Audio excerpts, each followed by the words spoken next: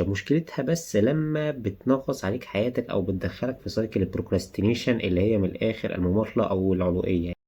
فكرة المثالية هي إنك لو بتعمل حاجة ووصلت لليفل معين، انت بتلاقي نفسك عايز دايما توصل تريفاين لحد ما توصل للنسخة الأحسن أو تبقى شاطر جدا في الحاجة اللي انت بتعملها دي. ففكرة المثالية في حد ذاتها مش وحشة، لأن طبعا احنا بنجري ورا المثالية، وطبعا الكمال لله وحده. فانت دايما بتخلي عندك حتة كده ان انت عايز تحسن من الحاجة اللي انت بتعملها، تتحسن فيها، تأدي بشكل أحسن. فهي مش توتالي حاجة وحشة، مشكلتها اما بتنغص عليك حياتك او بتدخلك في سايكل البروكراستينيشن اللي هي من الاخر المماطلة او العلوية. يعني نفهم المثالية بتتولد منين. طبعا انا بضحك عشان هو اكيد المثالية او في مشاكل كتير قوي بتتولد من بعبع المشاكل كلها، وهي تربية الاهل او الضغوط الزيادة عليك وانت طفل والكلام ده. ودي شماعة كبيرة، يعني اعتقد كله بيعلق عليها اغلب الحاجات، بس احنا مش داخلين نتكلم في القصة دي بالذات قوي دلوقتي. وفي الاخر هقول لكم ازاي نتخلص منها بشكل بسيط جدا، يعني او اللي انا عملته عشان اتخلص منها. ممكن تتولد من احساسك ان انت دايما قبولك وسط الناس وسط اهلك لازم يكون مقترن بحاجة، سواء درجاتك وانت صغير مثلا، او حتى ادائك في الجامعة، ادائك في الشغل، ادائك في كل حاجة. ف او ان انت تبقى تحاول ان انت تكون تفيت ان مع الناس. اللي هو دايما انا واحد من الناس، دي اول مره مثلا اتكلم بجد او اقول حاجات زي دي. في العادي كنت بحاول ان انا على قد ما اقدر ملفتش النظر او ابقى ماشي مع التيار، اقول حاجات تضحك علشان دايما احس ان انا ليا فاليو في الناس. فمفيش حد شاف الجزء اللي هو ايه، اللي هو بيخليني ان انا اللي هو اتكلم ان انا عندي رأي اقول او عندي حاجات اقولها. دي حاجة من الحاجات اللي سببت عقدة المثالية عندي. حاجة من الحاجات برضو اللي بيعملها البرفكشنست ان هو يربط قيمته بنجاحه. وعلى قد ما دي حاجة كويسة، على قد ما كلنا عايزين ننجح، وعلى قد ما احنا كلنا بنفرح لما ننجح، لما تربط نجاحك ب... يعني بقبولك او بالسيلف وورد بتاعتك، مشكلتها ان انت عشان تنجح بتفشل قصادها كتير قوي. دي يعني دي حاجه طبيعيه. فالوقت اللي انت بتكون ناجح فيه بتبقى on top of the world، حرفيا انت بتبقى مش شايف حد خالص، عبده الكارف. انما انت لو في لحظات الفشل دي بتلاقي نفسك بتدمر واقع. ودي حاجة مش كويسة، لأن مش دايما بتعرف تفوق منها أو بتاخد وقت على ما تفوق منها. الوقت ده كان أولى إن أنت تموف وتعمل حاجة تانية. فدي برضو من الأسباب اللي هي بتخليك perfectionist أو اللي بيعاني منها يعني الشخص البرفكشنست. الهاي اكسبكتيشنز والستاندردز اللي أنت حاططها لنفسك، حاططها لنجاحك.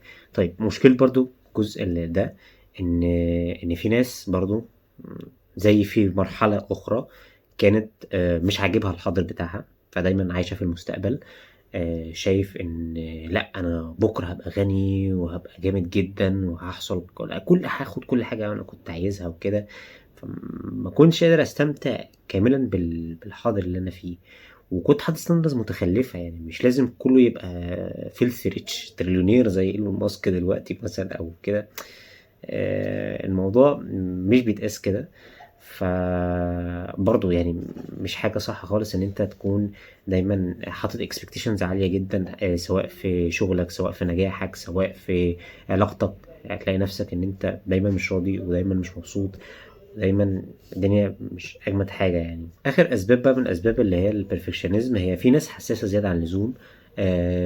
ف بتقدر يعني بتحصل لها نوع من انواع مثلا المواقف المحرجة، موقف حصل زمان او كذا موقف حصل زمان، نمط معين من تعامل الاهل او تعامل الناس معاه او معاها.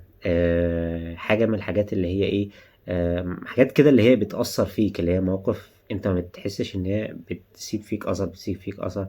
ساعات كتير مثلا كنت ارجع مثلا كنت مع ناس وكده، واحس هو انا ليه قلت كده، هو انا ليه عملت كده، وتقعد بقى تجلد ذاتك وتحاسب نفسك. ودي كل المدار والاسباب والحاجات اللي بتخلي البرفكشنست، يعني دي الاضرار البرفكشنزم والمشاكل اللي بيسببها البرفكشنزم، وزي البرفكشنزم اصلا بيحصل. دي الجزء اللي فات ده كله عن كده. فانت بتفتكر ان انت لما تكنترول الظروف اللي حواليك بنسبة 99% اذا ما كانش 100%، انت كده مش هتعرض لمواقف محرجة، انت كده هتبقى تمام، انت كده الدنيا كلها هتبقى صلنسي، هتبقى سعيد، هتبقى مبسوط في حياتك. ودي حاجة خاطئة جدا جدا جدا، يعني فوق ما تتخيل. كده انا على قد ما اقدر جبت في دماغي البرفكشنزم ايه اسبابه زي ما قلت لكم، وايه ازاي الانسان البرفكشنست بيبقى عايش جوه البرفكشنزم بتاعه. طيب ازاي بقى ان احنا نتخلص منه؟ ده الجزء اللي جاي. خطر المثالية ان هو بينغص عليك حياتك، بيخليك دايما باصص للحاجة ان انت بنظرة غير راضية، بيخلي دايما ان انت تقع في الفخ التاني اللي قلت لكم، اللي هو المماطلة او العلوية من الاخر، اللي هو انا. وفي جملة كده، يعني انا عايز اقول ان هي جملة زانية بتتقال، اللي هي جملة بيقول لك يا عم ده انا لو حاولت هبقى جامد. وعلى فكرة الجملة دي مش لازم تتقال بره لان هي كرنج قوي، زمان كانت كتير بتتقال. بس حاليا هي مش بتتقال علنيا، هي بتتقال جواك، اللي هو بسيطة، اللي هو أنا لو جربت أو لو عندي وقت أو لو عندي فلوس هعملها. جملة يعني عارف أو عارفة مليانة نوع من أنواع كده اللي هو إيه، ال ال ال ال ال ال ال ال أنت بتحاول تحمي نسخة في دماغك، اللي هي النسخة إيه الجامدة، اللي هي تقريبا أنت باني عليها الايدنتيتي بتاعتك. وانا بقول كده ممكن ما تكونش دي الكيس بتاعتك، ممكن تكون الكيس بتاعتي. بس دور جوه نفسك، افهم نفسك كويس، هتلاقي ان انت يعني ساعات العيش في الخيال والاحلام احلى بكتير قوي من الحقيقه، وحلاوتها في سهولتها مش صعوبتها. كنت بتناقش مع حد يعني على قصه ان انت لو عملت اكل تبقى مبسوط بيه اكتر تاكله، يعني وانت بتاكله، ولا لو حد عمل لك اكل انت حرفيا عايش كده. ساعات في ناس وانا منهم بعيش على الاحلام بدل ما احققها، يعني الاحلام بتبقى في متناول ايدي وانا عايز اعملها و... وقاعد بس عايش، انا مبسوط كده ان انا ايه، ان انا بخلص مثلا الشغل او بخلص الحاجة اللي انا بعملها و... واقعد اتخيل ان انا ايه، مثلا هتعلم لغة، او هعمل هذاكر حاجة انا كنت عايزها، او هتمرن مثلا ام ام اللي انا كنت عايز اتمرنه، وهبقى حاجة جامدة جدا، وهبقى حاجة. طب امتى بقى هيجي وقت التحقيق؟ ما هو ده برضو اللي فوقني، يعني انت من 20 سنة امتى هيجي وقت تحقيق الاحلام اللي انا حلمتها وانا في اول عشريناتي مثلا؟ الحل بسيط جدا. الفيديو اللي فات جاب 1 فيو اصلا والفيديو ده مش بيرفكت اطلاقا، ولا انا بيرفكت، ولا حاسس ان اي حاجة من الحاجات دي يعني بيرفكت او صح، او يعني شبه الفيديوهات اللي انا مثلا بتفرج عليها على الناس التانية. فالحل ان انت تقوم دلوقتي، انت كنت عايز تعمل حاجات صح، عايز تذاكر برمجة، عايز تلعب لعبة، عايز تقرا كتاب، عايز تذاكر، مش تذاكر حاجة أنا قلنا، عايز تلعب لعبة يا أخي، عايز تذاكر المتراكم عليك، عايز تكلم البنت اللي انت عايز تكلمها، عايز تكلم الواد اللي انت عايز تكلمه، ايا كان اللي انتوا عايزين تعملوه، وقاعد تأجل فيه عشان انت عايش في العالم اللي هو البرفكت، اللي هو محمي الكنترول. بس حرفيا انت كده هتفضل في حتة اللي هو لما تتوافر الظروف المثالية او الظروف الكويسة ان انا اعمل الحاجة دي هعملها. طب ما افرض ما الظروف دي ما جاتش، او افرض ما بقتش غني قوي دلوقتي، يعني او الفترة اللي جاية يعني، او افرض حاجات كتير قوي. طب ما تقوم تعمل اول فيديو مثلا انت عايز تعمله على اليوتيوب، او قوم اقرا اول صفحة في الكتاب اللي انت عايز تقراه، او اعمل اي حاجة، يعني انت خد اول خطوة كده واعملها، جرب. هو انا في حاجة اسمها 10 minute rule، اللي هو انت عايز تعمل حاجة اعملها في اول 10 minutes، بس انا ما بعترف، يعني مش ما بعترفش بالكلام ده، بس انا عايز اقول بالبلدي من الاخر، اللي هو قوم اعمل الحاجة اللي انت لو عملت كده على الأقل فأنت على الأقل أحسن من جميع الناس اللي هي لسه بقى في المرحلة الأولى بتاعت مرحلة التخيل، وأنا جامد وأنا لو جربت هطلع جامد. لا، يعني غالبا أنت هتعمل أخطاء كتير، هتغلط كتير، مش هتطلع الفيرست برودكت حاجة حلوة إطلاقا يعني. حاجات كتير من هذا المنطلق. ولكن احكي لك إحساس كده صغير قوي أول ما تعمل حاجة، اللي هو إيه، أنا بدأت أو أنا ماشي. او على الاقل انا احسن من لو ما كنتش عملت خالص. ويا ريتني كنت حسيت الاحساس ده بدري، يمكن ده كان وفر عليا حاجات كتير. دايما انت بتحرج، انا بحرج على فكره، انا لحد دلوقتي بحرج، والاحراج ده قصه لوحدها. بس اختصارا للموضوع ده، انا بحرج ان حد يشوف الفيديوهات دي، حد سواء حد بيشغلني يعني، حد في شغلي او حد من صحابي او حد كده، مع ان انا بعمل حاجه كويسه. ولكن للاسف احنا اتعودنا على حته كده، اللي هو ايه، في حاجات كرنج، حاجات مش لطيفه، حاجات بتاع. آه، الحاجات دي كلها على قد ما انت ممكن تعتقد انها بسيط تراك، بس الحاجات دي كلها بتتجمع وبتغذي الحس البرفكشنزم عندك، المثالية، اللي هو انا عايز الحاجة تطلع بيرفكت. فمش هعمل يوتيوب شانل الا لما تبقى عندي خلفية جامدة، او اجيب مكتبة احط فيها شوية كتب، او اعمل اضاءة فشيخة. طب بعدين، يعني افرض الحاجات دي ما اتعملتش، افرض انت عندك حاجات تانية تعملها، هفضل مستني القصة دي؟ ولا الحياة مراحل ولا حاجة، جump جump للحاجة اللي انت عايز تعملها، وشوف الدنيا هتوديك فين. وكده كده والله هتتحسن يعني اكيد.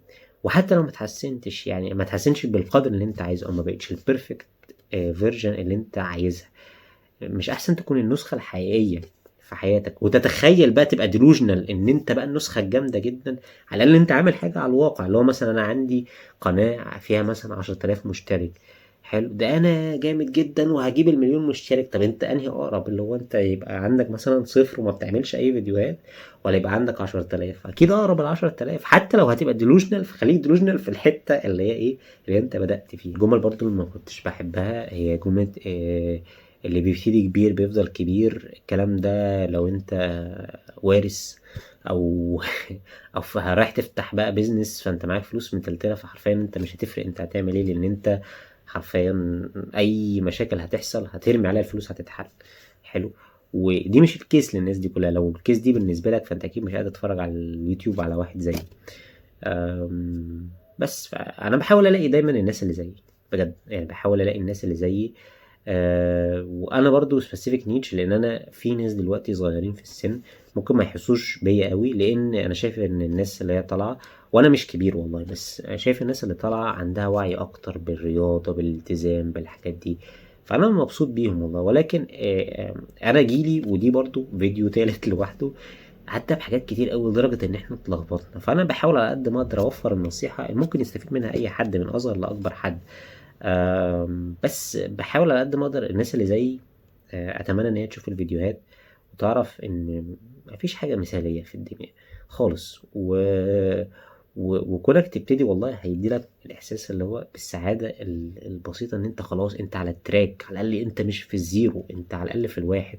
وفي حالة فشلك بعد كل اللي انت عملته ده، لو انت بتلعب بالبروبابيلتي وكده، فانت عملت اللي عليك حرفيا، مفيش حد يقدر يغلطك. بس اعتقد ده كل اللي انا عايز اقوله. قوم اعمل الحاجة اللي انت كنت عايز تعملها، واتمنى لك والله التوفيق، واتمنى لي التوفيق. ما تنسوش انا عامل جروب تليجرام علشان نشارك بعض، نشجع بعض، الكلام ده، واللينك هيكون في الديسكريبشن. واستنوا الفيديو الجاي ان شاء الله. اشوفكم على خير، سلام.